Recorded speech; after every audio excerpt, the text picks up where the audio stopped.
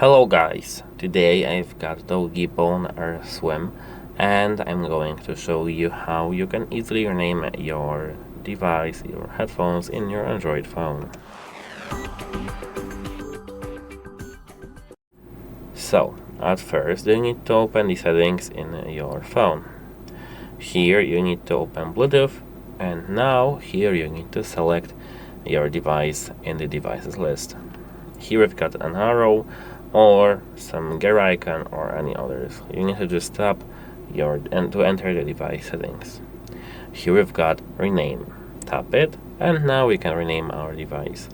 You can add emotes, delete emotes, add text, delete text, numbers even.